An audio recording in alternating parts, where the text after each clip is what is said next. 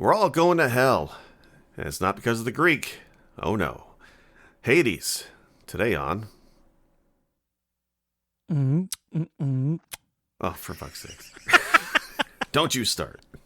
I don't think I got it right.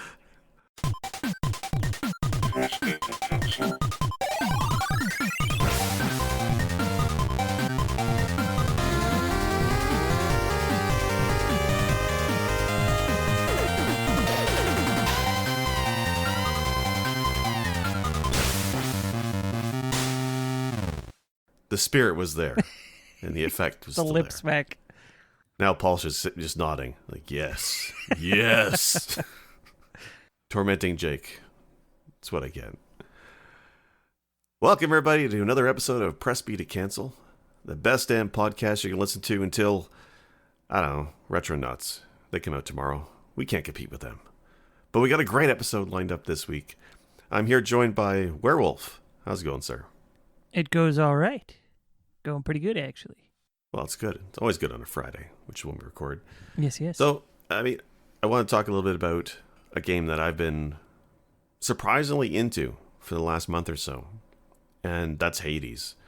But I find it interesting because one of the reasons I really want to do this episode is the Game Awards are coming up.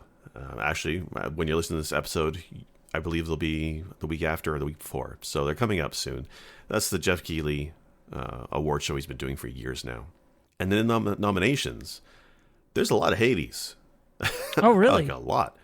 Yeah, like Game of the Year it's like Last of Us 2, Ghost of Tsushima, and Hades. Okay, correct me if I'm wrong, but my Mind Palace says this game initially released in December 2018. Well, so it started in early access in 2018. So, but it just released officially this year. That's the thing. That's the catch. Okay. And like Gotcha. It's interesting because when it first got announced, like I'm a big fan. So the Hades is made by a company called Supergiant Games, and they're probably most noted for Bastion and Transistor, which are fantastic games in their own right. Yes. I've played a chunk of Bastion. I was playing it shortly after it came out on the 360, actually, and I was super into it.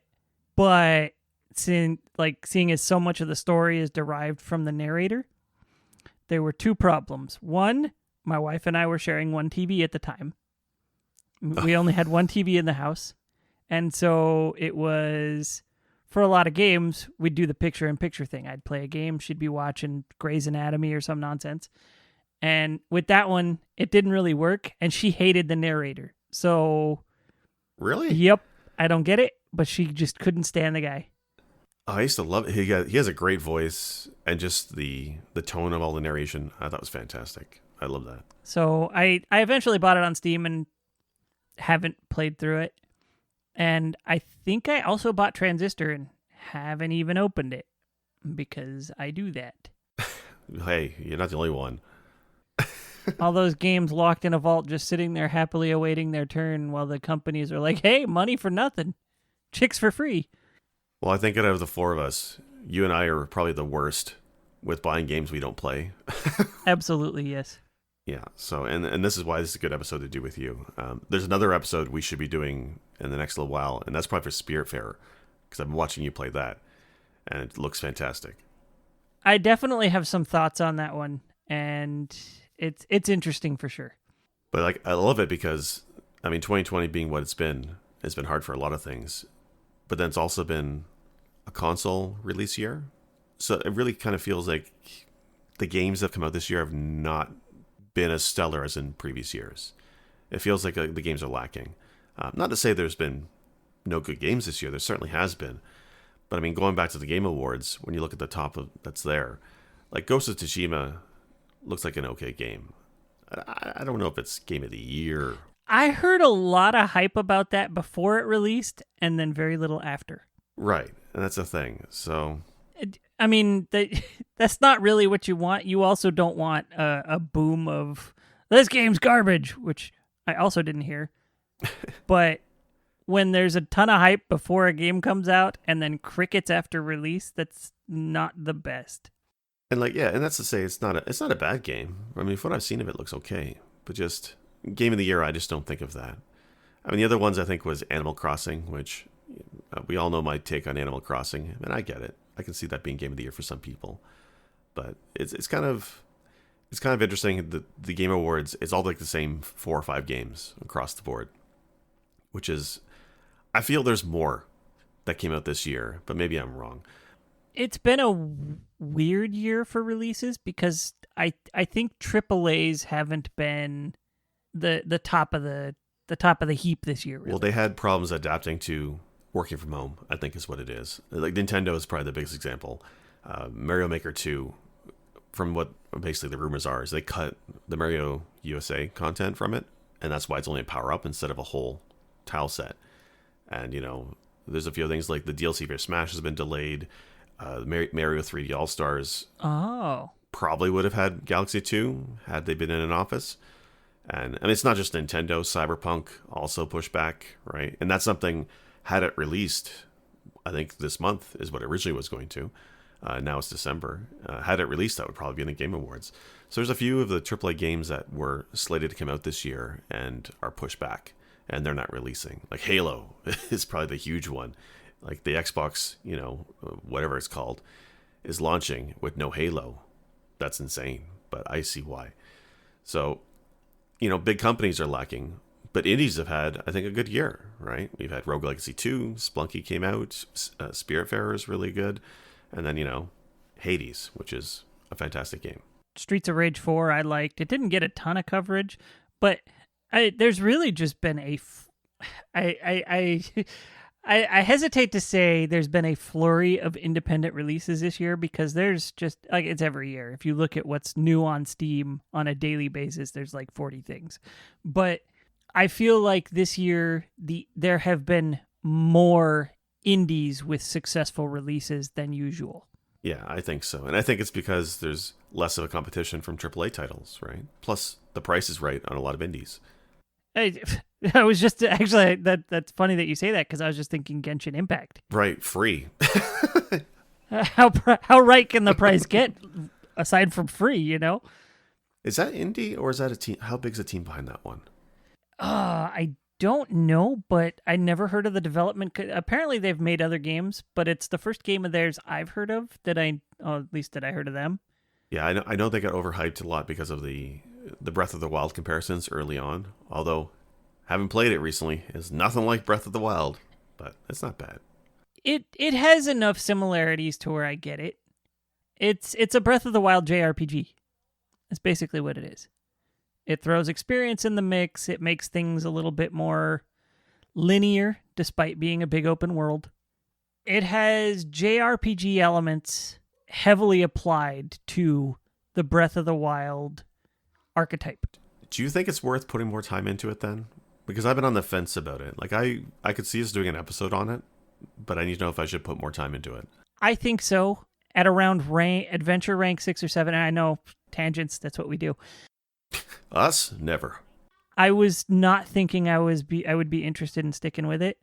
And then once I got to above adventure rank 10, now I'm at 17, I think, 16 or 17, and I'm really digging on it. And okay. I opted for the $5 a month sub thing, but I did it through my Google Play credit that I just have a stack of from answering surveys. Oh, so you actually put money into it. That was the other thing too with that game. All right. I didn't have to. I have Google Play credit, so it's... That's how they got you in the Gacha game. Yeah, I think I also had a coupon, so it was even less of my credit.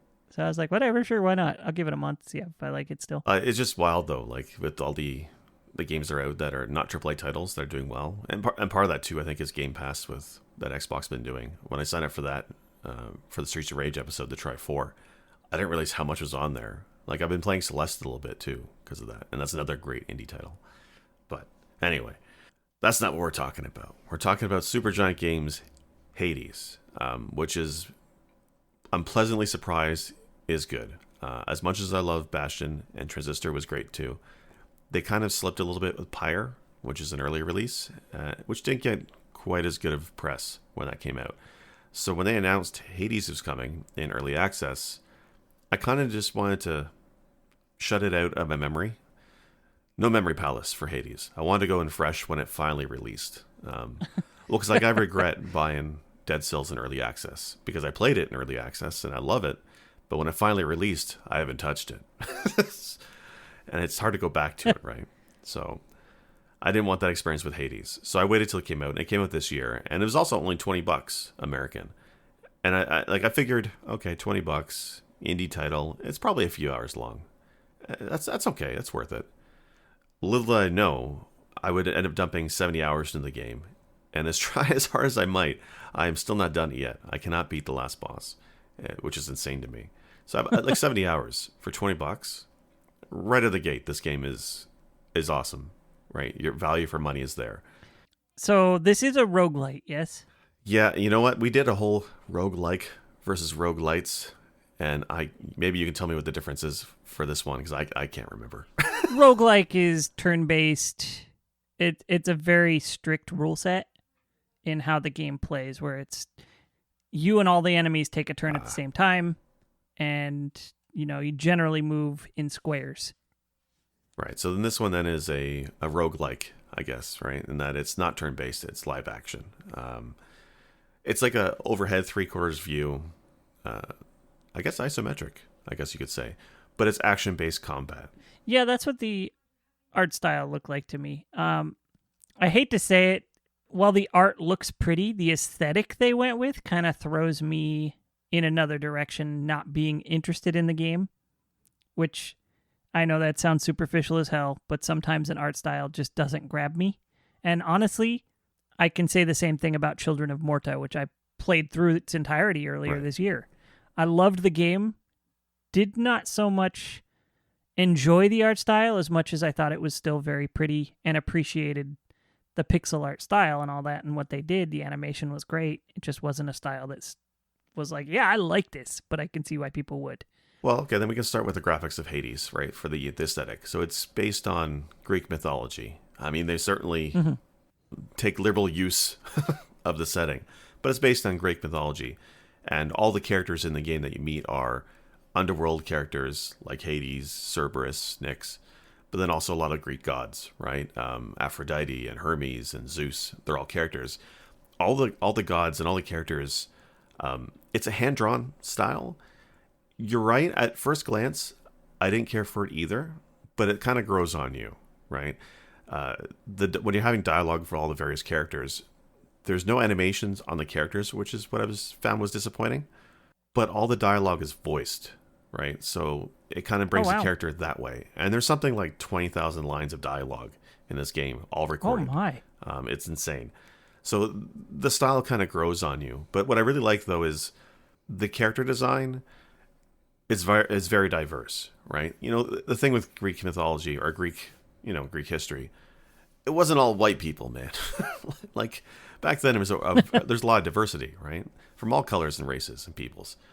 But you don't really see that with games that take place in that period, usually, or in movies and film. But in this, you have it, right? Mm-hmm. It's a very diverse cast of characters. All the gods are multicultural. It's interesting. I like it a lot. And the style kind of grows on you. But a lot of the style is more in the music, the atmosphere, and the dialogue, and less so the graphics. But it's serviceable. The combat itself, when you're attacking with the various weapons, is very fluid. All the creatures are very, I think, diverse and unique. They don't do things like, I'm trying to think of palette swapping.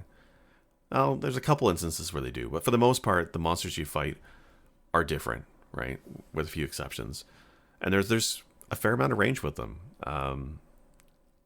Like overall, I think the graphic style is definitely a style I take. It reminds me, I think, what Pyre had a similar style and how they do the characters. But I mean, overall, I think it's fine. Yeah, it looks kind of like that to me, and that was another one. I wasn't a fan of the art style for that one either. Yeah, and that's fair. Whereas I loved what Bastion looked like. I loved what Transistor looked like. The art style alone was one of the things that made me want to try and play that one. Yeah, Transistor was also very solid. I don't want to say better. It's different style, but definitely I love that one a lot.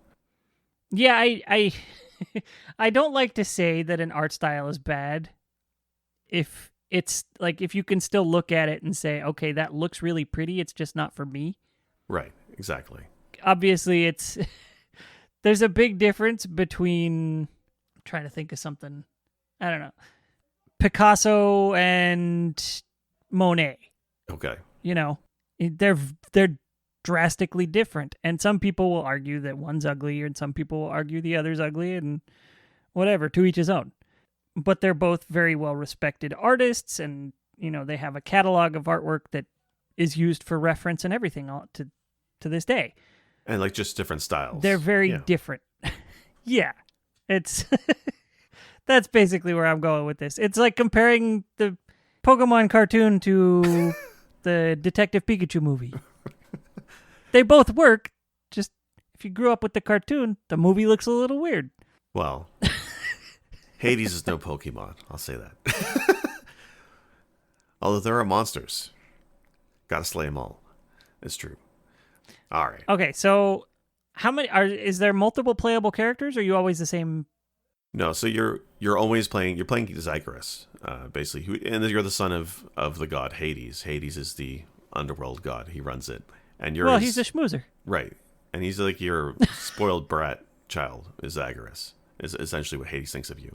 So they kind of take the Greek gods, and when I said they get liberal with it, they kind of move into yes, they're gods, but they're kind of a dysfunctional family type of vibe, right? Zagreus essentially finds out who his mother is, and that the person who raised him is not his birth mother. So he wants to find out more about his birth mother. And his dad's like, no, you're to stay here. You're going to work in the office. You're going to push numbers and collect souls, and that's what you're going to do. And he's like, no, Dad. I'm going to leave. I'm going to escape. And then Hades is like, you just try. And that's the game loop, really. Zagreus is basically trying to escape hell to get away from his father, to get out on his own, find his real mother. And that's the loop. So is the idea, like, you try to escape, you fail, you start over? Exactly. You try again? You go out into hell, and there's a few different environments you go through, and then when you die, the game fades to black, you emerge from a pool of blood, and then, I think his name is Hypno. He says, oh, you're back again, and he tells you who slayed you, makes fun of you. Then you walk up to the end of the hall. Your dad, Hades, is sitting behind a giant desk. He looks up at you, also insults you for trying to escape, and then you die. And then you kind of just talk to the NPCs in the underworld area. It's like a central hub, right? There's an inn, there's the vendor, kind of. There's a few different characters you can talk to and get upgrades with. And they kind of get the information, and then you go out to hell and try again. And that's kind of the loop. But there is story, and that was kind of surprising because I didn't really expect a game like this to have a lot of plot. I really don't need plot in a roguelike, right? Because by definition, there's looping. You usually have quick runs, you die, you start all over again. But this does have plot. But it's mostly told through the way of the characters you meet, which is kind of done in a neat way. So like any roguelike, when you start a run fresh, every room you get some kind of boon, right? That could be materials, right? Keys and darkness, which is basically upgrade points, money, all that kind of stuff. Or, more importantly, boons from the gods. You'll get, I'm trying to remember how many gods there are. There's quite a few, like 6 to 8 of them. And there'll be their symbol in their room after you kill all the enemies. There's a symbol drops, and it's a god. Zagreus reaches out to them to contact them. The god gives them a choice of 1 of 3 randomly generated powers. There's like a list of powers for each god. But you get dialogue when that happens, and that's where the story comes in. Interesting. And I'm guessing the dialogue just lays over the gameplay and doesn't stop the game in its tracks for a moment? Well, it's only brief. You only get like a couple lines from the god when you're getting a boon. But because you're getting dialogue every other room, for the most part, from a god, it kind of keeps you going. So it never feels drawn out. There's no dialogue trees or anything like that. It's just literally Zagreus grabs the boon, gets a few words of dialogue, and then you kind of proceed. But the characters are really neat how they do it. Hermes and Aphrodite are kind of standard, but Dionysus? I'm so bad with names. Dionysus? Yes, him. He's kind of done as frat college bro. type of thing, my God. right? So it's like, hey, Zag, blah, blah, blah. Can't wait till you get out of hell and we can meet up, hit the bar scene type of thing. They do it in a good way, but he's kind of that angle. And he's the god of wine, right? And all his powers. So he's the one who actually gives you bonuses or abilities that enhance poison damage. But they don't call it poison. They call it hangover damage because he's the god of wine. So it's kind of stuff like that. Poseidon, obviously, you know, all the water powers. But his character, his dialogue, his manner is more like that cool uncle type of thing, right? Don't want to piss off your dad, but hey, when you get out of hell, we're going to go and do this, right? There's a lot of that kind of thing.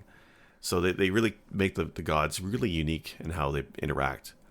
But I really like how every so often you have a chance of getting a room that has 2 boons from a god, 2 gods, and you have to pick one.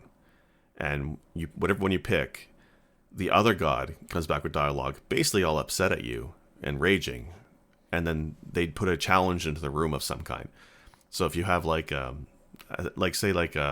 was it, Aphrodite and Zeus, for example. I don't know, I can't remember the pairings. You pick Zeus, so Aphrodite comes back all hurt.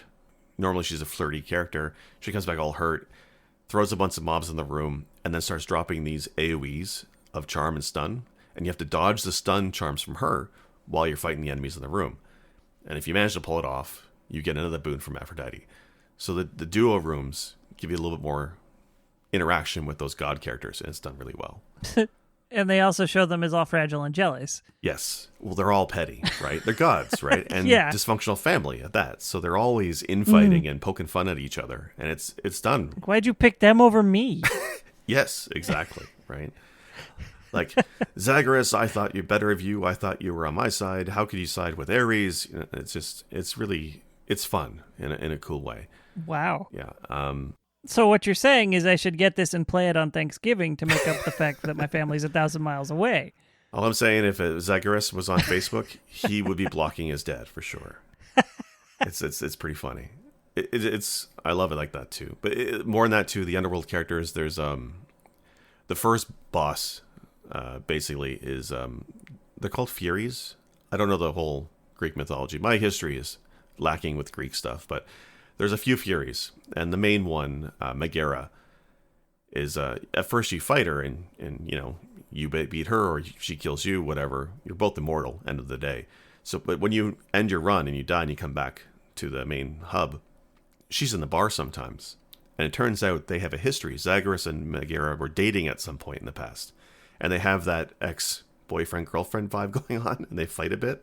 And it's like every time you meet them on a future playthrough, the dialogue changes. Like, there's very little repeating dialogue. So every time you come up against Megara, she has a new quip, and Zagreus has a new response. And basically, they're like the ex-relationship vibe, even though she's a boss encounter. And it's really interesting. Wow. And then, like, it changes as you go. One of the neat things in the game is it is a roguelike, so normally when you end a run, you reset, but there's currencies that you keep.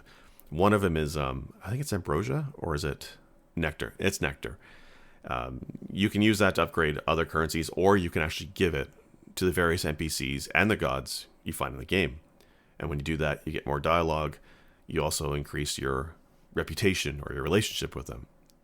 And that does give you items later, but in the beginning, it mostly gives you additional dialogue, basically, and fleshing things out. So it changes things up. There's more story and plot in the game than I think it deserves for a $20 price tag.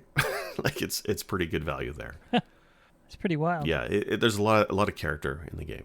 So this game, I was going to ask about some of the mechanics. Yes. This game has permanent upgrades to your character?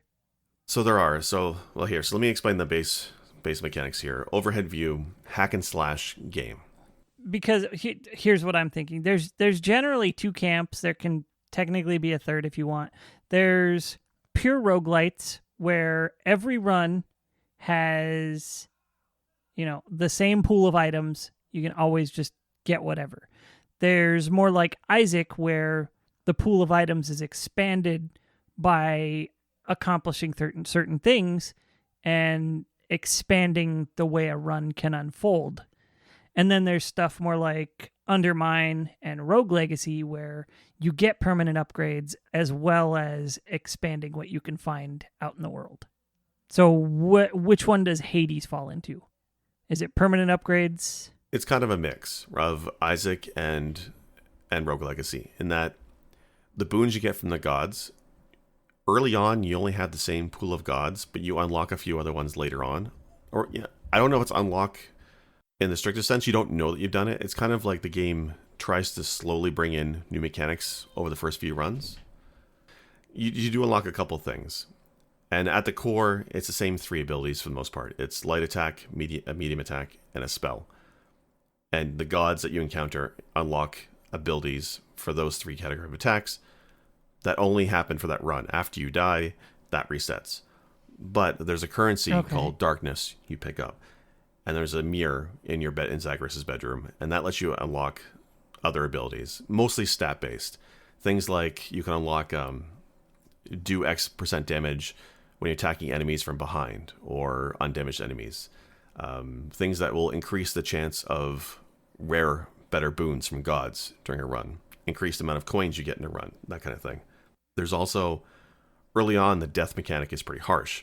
You run out of life, you die, you start to run over again. You eventually get items and abilities from the mirror that let you give you chances to die once per room.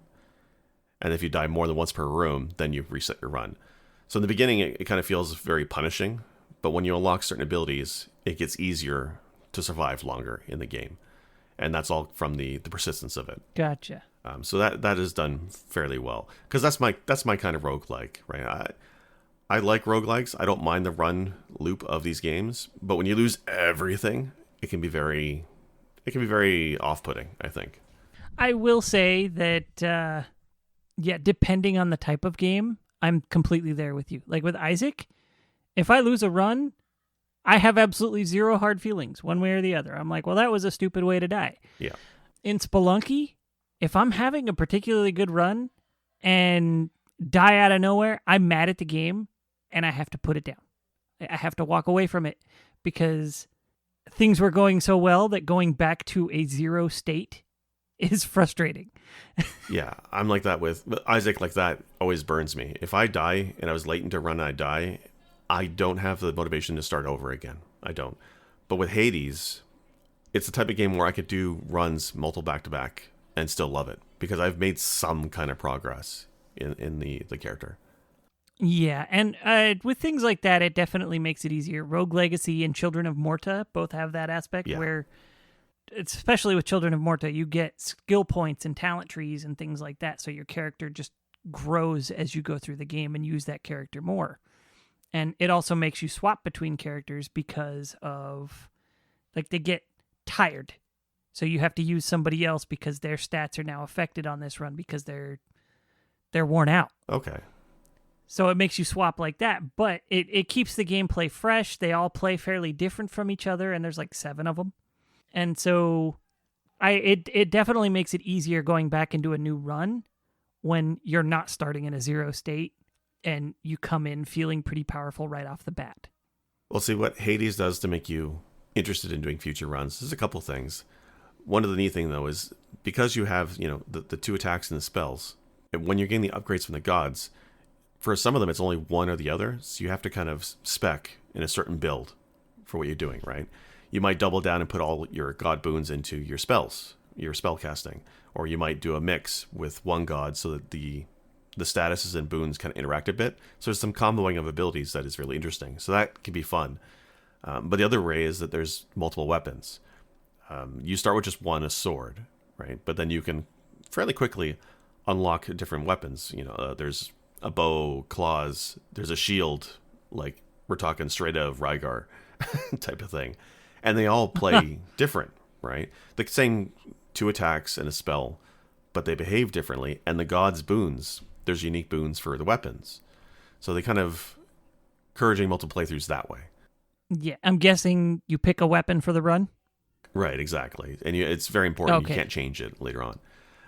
There's also something neat in the game that one of the boons you can get, it's not related to a god, it's just a hammer. And the hammer has, I want to say it's a pool of 5 unique abilities that are specific to the weapon. And they change the weapon fairly drastically. A good example is one of the weapons, stay with me here, is a gun. It's basically a crossbow, but it's all purposes it's a gun. It has a rapid fire shot and it also has a grenade launcher on it. if you pick up the hammer, one of the potential upgrades takes the grenade shot, which is slow, really arcing, but powerful, and makes it so it shoots into 3, right? Which is cool. Another of the hammer upgrades for it takes that grenade shot and makes the radius huge, but then suddenly it damages Zagreus if he's in the radius. So like subtle abilities like that can radically change the weapons, which is really cool. But then on top of that, each of the weapons has, not early on, but later on you can unlock aspects or variants of those weapons. So there's like a spear weapon, for example. I'm not going to give all of them away because that's part of the fun of the game, but there's a spear weapon. Yeah. And the basic one is fine. It's a spear. But you can unlock a version of the spear that used to belong to Hades, right? And they tell you, this is Hades' old spear. And it has slightly different moves or feel than the base spear. There's like a charge spin attack. And with the Hades spear, the range of it is actually quite large and does extra damage. And you can kind of upgrade those using the currencies as you play. So kind of, even though you've played the game 70 hours like me, and you've probably done 50 runs or whatever it is, it can still feel different when you're picking a different weapon of aspect and specking for different boons. And that's really interesting. Interesting. Yeah. I kind of dig on that idea. Yeah. And like, again, $20. It's surprising how deep it is. When you first play it, the first few runs you do, and you realize, like, I've made it to the end boss now a few times. I have not beaten them, but I've made it there. And technically there's only 3 worlds, I guess, or environments, and the 4th one is kind of a short one. So it feels like, well, there's not much here. But when you've done a few runs, there's slight variances in the enemies and the bosses that give you that replay value that is key to like a roguelike. I mentioned Megara. She's one of the Furies. She's the first one you see, the first boss of the first environment. But then after a few runs, you start getting her sisters. And they are palette swapped. That's why I mentioned earlier, there's palette swapping here. But their moves are quite different. Her one sister, Tisiphone, she's a bit weird. She calls you a murderer, and all her attacks are very odd. She teleports you to different rooms. She does this charge attack, which is wild. They all do this energy bullet hell style attack. You have to dodge around, but each of the sisters has different variants of it. So same boss technically, but there's enough variants with the bosses that changes it up. And they do this with all of them, as far as I can tell. So I like that quite a bit. Yeah, that sounds pretty cool. I want to say Isaac did that as well, I think, with some of the variant bosses. Same boss idea, but they changed up a little bit. Yeah, there's a few variations, and they'll be like, it's basically the same boss, and it's got the same name, but it has like a modifier name attached to it or something like that. Right. Sometimes, other times it is a different name, but yeah. So I mean, all in all, it's pretty solid. The only issue I guess I had with the game is it doesn't feel difficult for the most part, but there are spikes in difficulty at the bosses. There's particularly one boss. You fight basically 2 heroes, the Minotaur, and I can't remember the guy's name. There's a dude with every weapon and a Minotaur, and you have to kill both of them. You're in a very small arena. They're cheap as all hell. Like, the Minotaur is charging at you, and if he hits you with his charge attack, it's huge damage. So you're trying to dodge him. And at the same time, other buddies shooting arrows at you or throwing a spear at you, and you're trying to dodge him. And both have, it feels like, an unfair amount of health at that stage of the game. Whereas a build you may have had for the first 2 worlds, it was easy mode. Suddenly, when you get to the 3rd world, you get to Elysium, and you're not doing enough damage, or you're doing enough damage, but you sacrificed your health, and you die really quickly. And I can beat them, but it's hard. And that was a huge barrier for me when I first started playing. You get all that way, and that roadblock is very tough to get through. So, I don't think you specified exactly this. I'm kind of curious. Does the game have sort of stages, or is it literally just like room to room to room to room and room and so on? Right. So it is. Or does it have more like floors? Yeah, it's kind of like floors, I guess. So there's 3 large floors, each with a different environment, and then there's a 4th floor, which is more short and leads to the end boss. So it's mainly 3 floors that you're dealing with, and they all have a different feel, graphics, some unique enemies, although there is some overlap from what I remember. But on each floor, you are going room to room. same tile set, but the rooms are put in a random order. So that's the procedural side of it, I guess. And when you beat a room, you get the boon from that room, and you open up 2 to 3 doors, and you pick one. And that kind of leads your path, a branching path that way. So you have a choice. You can see in the door what boon will be in that door. So if I have one room, I finish it, I get my power up, and then I can see of the 2 doors before me, one will give me Zeus upgrade, another one will give me a key upgrade. So you pick which one. And you gotta be careful because as you unravel the mechanics of the game, I mentioned the hammers earlier, which are critical to changing your weapon. I think it's only 2 you can get in a run. You're always guaranteed like 2. So if you come across a branching path of the hammer and say Zeus, you may really want that Zeus, but if you give up the hammer upgrade, you're kind of gimping yourself. So you kind of have to pick which one you want. Ah. So, and there's other ones too, like there's a shop in the game. The guy who has the boat takes you to Styx. I can never his name. So he basically is the shopkeeper, and he shows up once or twice on each floor. And there's always one before the boss. So you have a choice. You can either go to the store, or you can get an upgrade without having to fight any combat, and that's the boss. So sometimes that boon is like, oh well, it's the hammer. That's a freebie. But then you realize, well, I have 400 coins, and coins go away on end of a run. So if you spend it, you use it or you lose it. So do I want to go to the store and spend those for potential upgrades and health back, or do I want the hammer? So sometimes the game kind of throws curves at you that way. Yeah. Okay. That's interesting.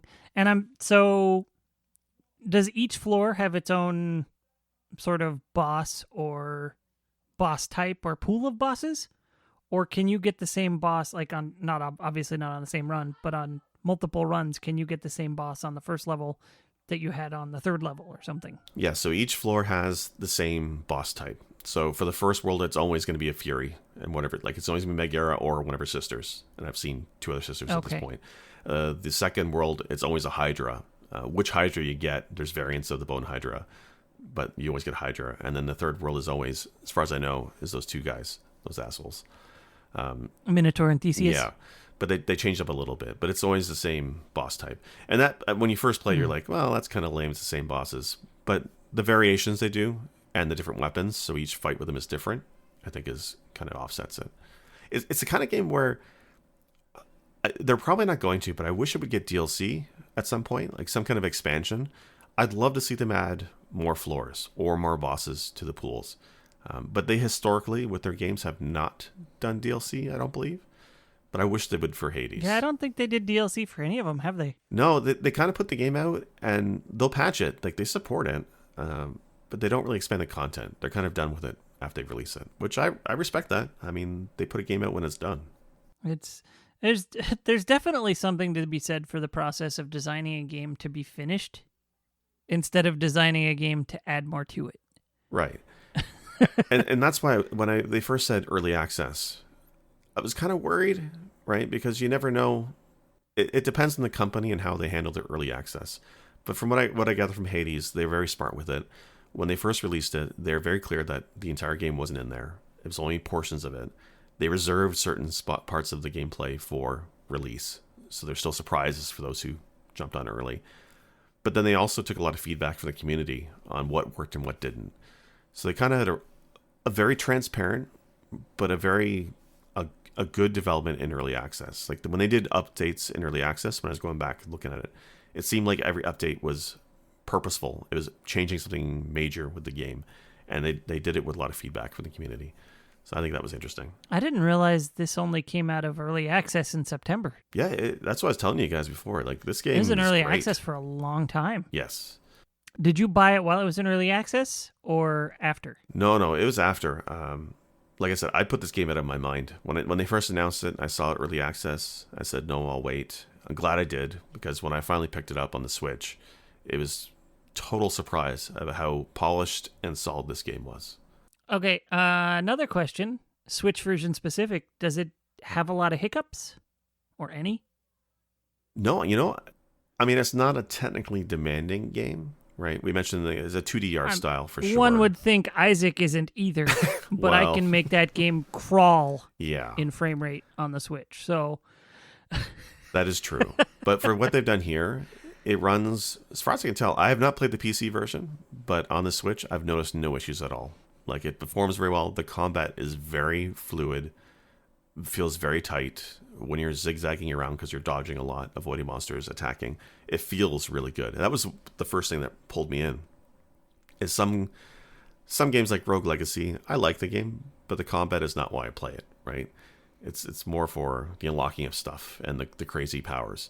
Hades just feels fun to play. If this wasn't a roguelike, if this was like a Diablo clone, for example, and it was just a hack and slash game, I would still love it because the combat feels good on its own.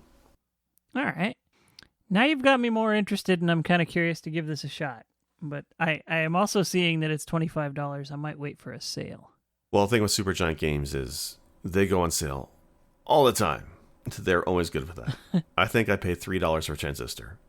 So, I mean, that's not to say I don't think it's worth $25. That's just to say that I have so many games on my plate already that it would be unwise on my part to drop $25 on it right now. like when I first saw it, I'm like, okay, I could pay, full price game right now, but yeah, let's go with the cheaper game for now. I'm sure I'll only get 12 hours of it, but that's okay. $20 for 12 hours is okay. And then little did I know, I dump, dozens and dozens of hours into this fantastic game. It's a solid game. It's like, I want to do an episode on this because it may end up being my game of the year, depending. I still have a few other ones on my plate, like Yakuza and Cyberpunk to play this year. But I'm leaning toward Hades. Oh, that's right. You were going to play Yakuza 7, right? Yeah. And I did start it, but I haven't finished it yet. But Hades is the price, the style, the music, and the surprise of how good it is. And like the Game Awards, I mean, people are poking fun that it's the same 4 games on there, and that's fine. But Hades is worthy of that praise. It's gonna steal a number of those awards, I think, this year, and I think it's well deserved. It's a great game. Well, you've got my interest peaked now. That's for sure. All right. I'll have to do a little bit more personal research on this one, and maybe keep an eye out for it on my wish list or something. It's totally a game where, when there's a Steam sale, keep an eye out for it. I mean, I recommend it at a full price, right? But even if that's not on sale, totally worth it. One more curiosity, is the music anything of note, or does it just fit the game really well? Oh yeah, like the composer for Supergiant Games, Darren Korb, he's fantastic. Every game he's done for that studio, and I think he's done all of them, is very unique, has different style to it. This game has a Mediterranean, Middle Eastern style, but with extra guitar on it. But I mean, that's, if you ask me, the best part of Transistor and Bastion, it's always going to probably be the music, right? He pairs up with Ashley Burnett for a bunch of tracks where she does the vocals, and every one of those songs is something special, right? It's the same with Hades. Like, I've not finished the game, but I still listen to the soundtrack on YouTube, and the end credits song is fantastic. Like, it's style is definitely a thing for this game, and music is part of it for sure. All right, and the voice acting is good? So yes, in that there's a lot of it. Is that a question? Well, the problem here is that it's an indie studio, so they actually used a lot of their own staff for the voices. Not necessarily a bad thing. Actually, the composer, Darren Korb, actually voices, I think, at least 3 of the characters. There's like a skeleton dummy you beat up on. He voices that. He voices, is it Hades as well? I think he voices. I could be wrong, but he does also Zagreus, the main character, and he's an American. But Zagreus is like, he gives like a Britishy accent on it. It's not bad, but you can tell it's a fake British accent type of thing. But it's more like in the delivery. Most of the characters are quite good. Like Frat Bro, Dionysus there as well is really good. Poseidon I like a lot. Zeus is really well done. But then some like Hermes, right? Like it's what you expect. He talks very fast. Aphrodite, very flirty. So that's kind of like, yeah. But I mean, something like Eurydice and Orpheus, right? It's interesting and unique. I like it. It's not my favorite part of the game, but the fact that there's so much of it and there's very little repeating dialogue, I think is what makes the game really good. All right. Yeah, definitely something to keep an eye out for then. I think there's a Steam sale coming up, isn't there? Well, Well, by the time this airs, it might have passed, but there'll definitely be the holiday one coming up before this airs. So yeah, it's going to be the Black Friday sales probably this week, but by the time people are listening to this, I'm sure there's a Steam winter sale of some kind. yeah, it probably announced or leaked and will be out in 3 weeks or 2 weeks or something. Yep. All right. Well, tell people where they can find you, Wolf. You can find me on Twitch and Twitter at WareWulff. It's great because you're streaming again. I've been watching you. Well, if anybody from work is listening, I'm working hard, but I have Wolf in the background. You lurk. Yeah, I lurk. That's what I do. It's possible to lurk and listen and throw the odd shade. All right, and well, I'm SicJake. I'm once in a while on Twitch, but I'm mostly on Twitter, SicJake. Thanks very much, everybody. Have a great week. Thank you for listening.